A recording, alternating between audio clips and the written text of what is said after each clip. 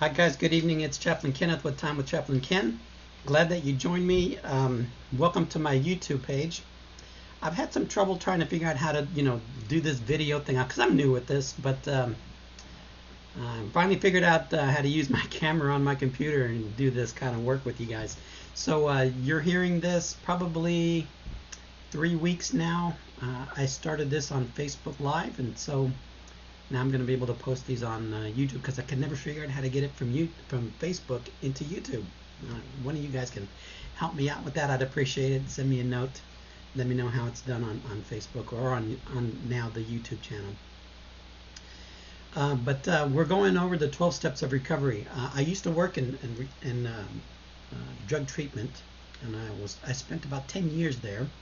It was a fantastic time to be able to see recovery happening with people in their lives and getting to understand what it is at the root of addiction and how it works and how to find that place where you can begin to function again without your drug of choice.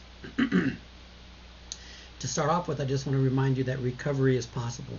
It is possible for you to recover from the disease of addiction because I've seen it many times in people's lives and seen their lives turn completely 180 degrees in a better direction for their lives, and they're enjoying life to the fullest now, and they're just ecstatic because they found that peace and joy that they've been looking for, that the drug could not give them. But then I've also seen those that have been in the grip of addiction that never wanted to stop, and so they'd come into treatment probably just to take some time off and sit back, relax, regroup to go back out and do it again. And unfortunately, there are a lot of people that are out there that are not done. But if you're one of those that is done and needs help getting done, hopefully this video series of the 12 steps will help you, give you some information on how to work the 12 steps and find that recovery, that peace that you've been looking for.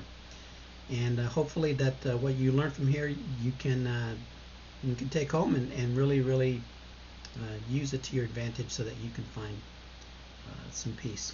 Alrighty, so let's get into it. Step 1 of the program says we admitted that we were powerless over alcohol and that our lives had become unmanageable. It's the big call. It's a big step. But addiction has presented itself in our society, and even not just in our society, from the very beginning of time. Whenever we read of alcohol use, it's never accompanied with a lot of good and pleasant experiences. There's a lot of damage has been done because of drinking. The challenges that it brings to you as an individual that's in the grips of it are many. It's a powerful addiction. If you are in addiction, if you are in the grips of addiction, I want you to consider just how far off the mark that you have gone. How far has this thing taken you? How deep down the rabbit hole have you gone? For some of us, we have very high bottoms and some have very low bottoms. Let me explain. When you reach your bottom, when the big book talks about getting to the bottom and finally realizing and getting that moment of clarity that you can't do this anymore, and you start on the road back into recovery, our bottoms can be as deep or as shallow as they need to be. So people with a high bottom, they really haven't suffered a lot of consequences. They have damaged maybe some relationships, or maybe they lost one job. People with a very low, deep, abysmal bottom, these are guys that are living on the streets, in the gutters. You're picking through garbage cans to find something to eat, and yeah, your health is, it's telling you it's time to give up because it's starting to destroy your life.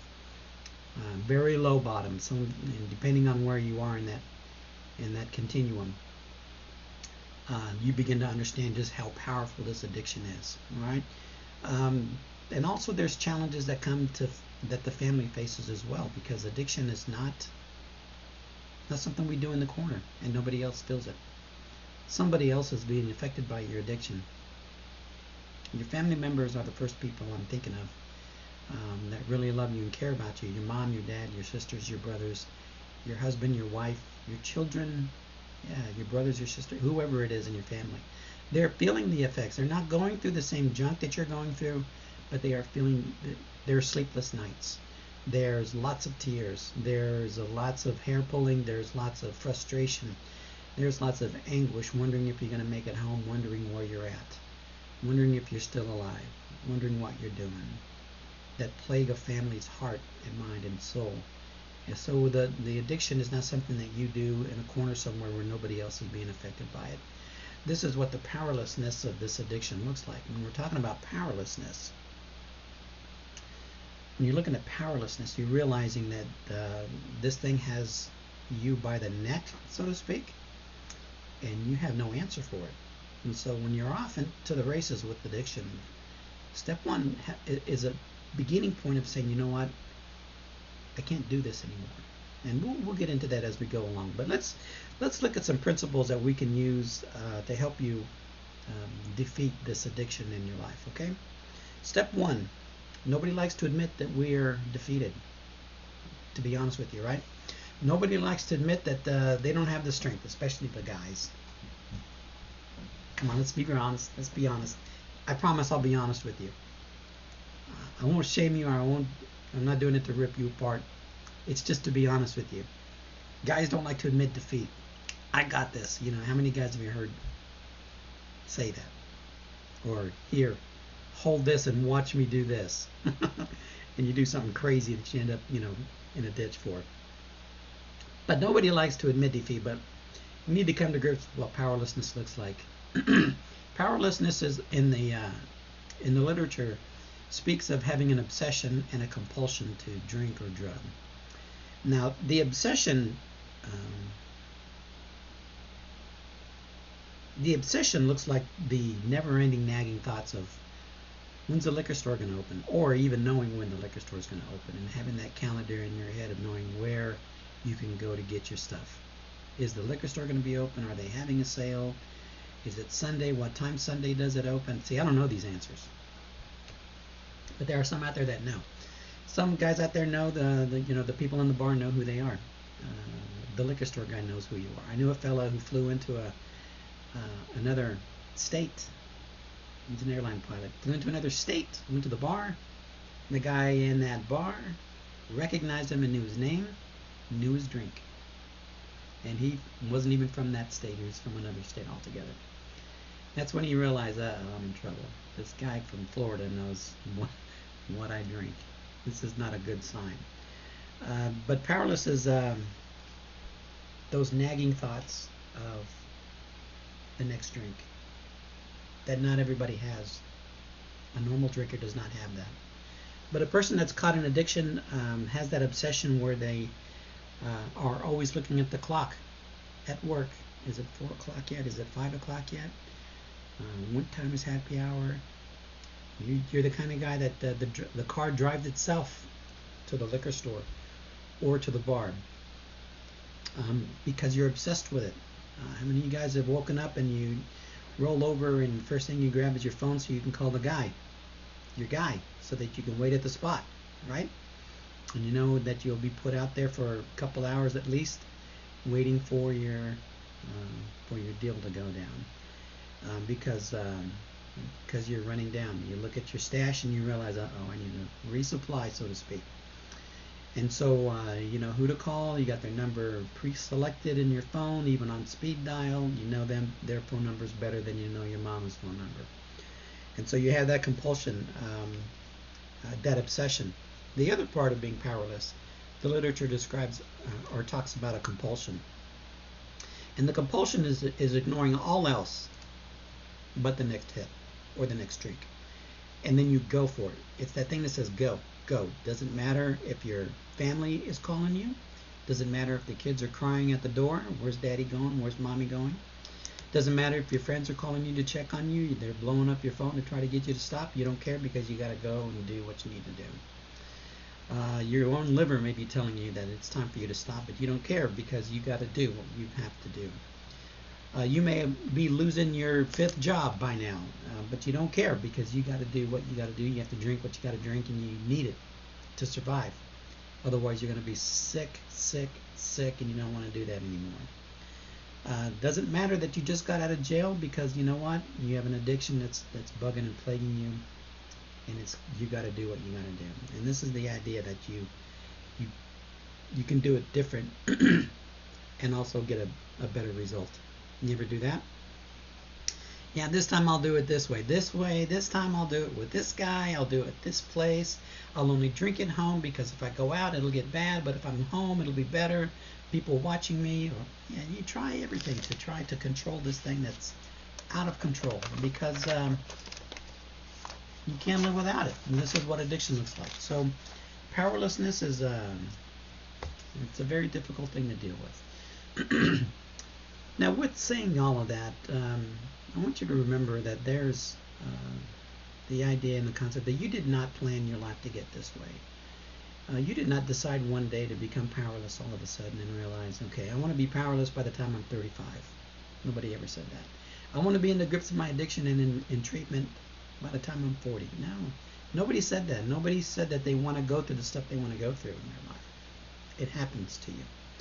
Powerlessness, you may be in the beginning when you were using and drinking, yeah, you can have a level of responsibility, but once the addiction kicks in, you're no longer in control of your life. It has control of you. So when you're able to admit and accept that you can't anymore, this marks the beginning of your recovery. Now notice I said that admit and accept. It's important that acceptance comes along with being able to admit that you're powerless. Because you can admit that you're powerless, and a real alcoholic, drug addict, they can admit it till the cows come home, but they don't accept that they're powerless, so they're going to continue to try to control what they can't control until they finally hit bottom. And the bottom is whenever you stop digging. So whenever you stop digging and decide to say, you know what, I can't do this anymore, that's your bottom. From then, you can begin to move upwards. Upwards into recovery and upwards into a better whole life. All right. So we have to hit that bottom first. We have to hit the bottom wherever we are. Hopefully it's not so deep that you've done irreparable damage to people's lives, including your own. Hopefully it's at a place where redemption can take place and you can begin to find that there is healing even after the dark days of addiction. So in step one, when we're able to come to step one and admit and accept that we're powerless, it takes a level of humility. Something begins to happen to you and to me whenever we come to a place where we can do a good, faithful step one. We begin to get humble. It's a very humbling, not humiliated, but humbled. Humbled to the point where we say, you know what? I don't have what it takes. And there's no shame in doing this. And there's a thing that egos get in the way, and we don't want to admit it because we're too macho or we're too proud, or our ego won't let us admit that there's a problem. Well, humility is much stronger and much more beneficial to your character than you realize. Because when we're humble enough to say, I can't do this, then things begin to happen. Things begin to change for the better because of humility. You know, back in the day, during the Roman times, humility was thought to be a vice. It was thought to be a weakness. But along comes this guy named Jesus. He starts talking about humbleness, being humble. And all of a sudden, it started bearing good quality to it. It was a good character trait. And ever since then, it has been a good character trait. When we're not so prideful and arrogant, it's better to be humble. Who would you rather associate with? Somebody with an ego so big that the only thing they can talk about is themselves, and whenever you try to interject, it becomes about them. Who wants to go through life with someone like that? It's much easier to have somebody humble. Much better to have somebody humble in your life that can think of somebody else for a change. You know, that's much more beneficial to have. So humility is a great asset to have when you're trying to find recovery. Okay. And like I said, it's not humiliated where you're embarrassed. It's not about embarrassment. It's about being real. Somebody once said humility is not thinking of yourself, not thinking less of yourself, but thinking of yourself less. Not thinking less of yourself, but thinking of yourself less. Gives you the opportunity to begin to think of somebody else, like your family, for instance. And you realize with humility, I've been hurting them. With humility, I should be doing better for them. Not shaming yourself. And I know it does sound like shaming, but when you're humble enough to say, I have not been there for them, I need to do something better, That's a great quality to have. The second thing that happens when we can come to the place where we admit that we're powerless, it attacks and it battles against the pride of our drunkenness or getting high. Pride keeps us from seeing the truth of who and what we are. Pride won't allow us to see with clarity the damage we're doing with ourselves, to ourselves. Pride is, we want to feel pride, like for me. I'm so proud of my son for what he does in his life that I can be proud of him. That's one thing. But if I take pride in me and I make the world all about me, I exclude everybody else. So having pride for someone and what they do, pride, yeah, and people in service work, be proud of them. There's nothing wrong with that. But if it's the pride that keeps me from seeing who I am, then it's damaging me out, and it's not worth having in my life. So when the spiritual principle of humility kicks in, pride begins to take a back seat. You begin to start looking at your addiction for what it is. It's an addiction that's heinous, that's tearing you apart, and you don't want to have it no more. And so when you work a good step one and you start working that humility in your life and you start looking at it and you realize, okay, this is what's happened to me. This is not who I am. I'm not my addiction. But this is things that have happened to me because of my addiction. You are not the addiction, mind you. You are not the disease that you are plagued with. You have this dilemma in your life. You have this struggle. And when you begin to start living with some spiritual principles in your life, then you start getting better. When you can admit it, the disease begins to lose its power. When you're able to look at it and realize that you're powerless and look at the disease for what it really is, and you begin to get a disdain for it, yeah, then you realize, it's starting to lose its appeal.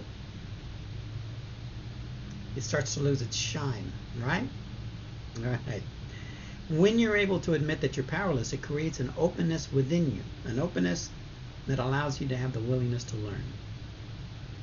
When you can say that you are powerless over your addiction and your life's become unmanageable, then you can look and say, you know what, I need to be open to somebody helping me, somebody teaching me, somebody showing me the way out of this thing.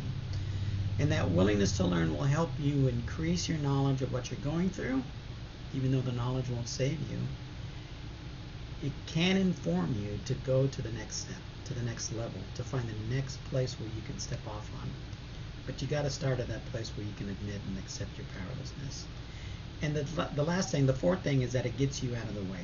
All right, so look at it like this. The addiction is feeding off of you. Let's say it is your pride. If you're willing to say, I'm powerless, then the pride goes away, and that's one less thing your addiction can use against you. That's about you. It's living. Remember, your addiction is living off of you. It is not somebody else's fault. It is not them that got you this way. It is you. It is living off of you. And there's something in you that has to change. So if it is your pride, if you become willing to be humble enough to say, you know what, no, this ain't about my pride. This is about me saving my neck. And you're willing to say, I'm powerless, I need help. Then your pride takes a back seat. Your addiction can't use that against you anymore, can it? So this is a good thing. So it's getting you out of the way. It's helping you to recognize what it is about your character, what it is about your personality, what it is about your life that needs to go away in order for you to find recovery. So step one does a lot of good things for us when we take advantage of what that step really, really means. And being powerless, consider the things that you're doing that you never would have thought you'd ever do. Stealing grandma's microwave, jewelry, mom's money, your kid's piggy bank, having dual checking accounts, hiding money, one for drinking and one for the bills, having extramarital affairs, going to those places where you thought you'd never go, being respectable at work. This is what it looks like, I'm telling you. Being respectable at work, going to work in a 9 to 5, having a tie on, getting a suit, everything, making sure your responsibilities are great. 5 o'clock rolls around, your family wondering where's daddy, where's mommy, because you're out running with the wolves. You go into places where you never thought you'd go, because if you go to the places where you normally go, then your friends will find out because they'll be there and they'll see you. So you go to that seedy bar down the road or in that other county, and it's dark and dank and stale, and you know those places, you know what I'm talking about, that you would never catch yourself in, but you're there. This is what powerless looks like, and you look at it and you go like that, wow, how did I get here? That's what powerlessness is all about. It's not about you making the decision to go do these things because you wanted to, because you wanted your life to get that negative and that dark. It is recognizing that you are under the control of something that you cannot stop, because no matter how hard you've tried, you couldn't stop, could you? Couldn't stop. And so when you hit that bottom and you finally say, and you've been tired, sick and tired of being sick and tired, and you say, okay, I want something better. I want something different. I want something good. This is when you start getting better. This is when the addiction loses power over you and it begins to wane. But you got to take the next steps. So we'll get to that one in the next video. So this is step one. Step one is recognizing that you are powerless over your addiction and your life has become unmanageable, is the very first step in trying to find recovery. So with that, I hope and pray that you can get to there quicker than your pride will let you. You know what I mean? Your pride won't let you go there. Your addiction will tell you, don't you dare admit you're powerless. I've been the one defending you. I've been the one taking care of you. I've been the one that's been taking care of those feelings you're running from. I'm the one that hides the pain for you. It's been lying to you as well. It's been doing that, yes, but it's also been killing you at the same time. So what good is it doing to you? So step one gets us to say, you know what, my addiction's a liar, and I'm done. I'm done hoping and praying that this thing's going to help me, but because it's not. And so once you realize that, you're on the road to recovery. So with that, I want to thank you for joining me tonight. And I pray that as you take that first step, I want you to realize this is the beginning of the rest of your life. This is where you begin to really experience what your life is supposed to look like. It is possible. It can be fixed. It can be fixed. But we got to take the next steps. And so we'll get into that in the next video. Thanks for joining me. God bless you. Be careful. Take care of yourself and pay attention to yourself. Okay? Bye-bye.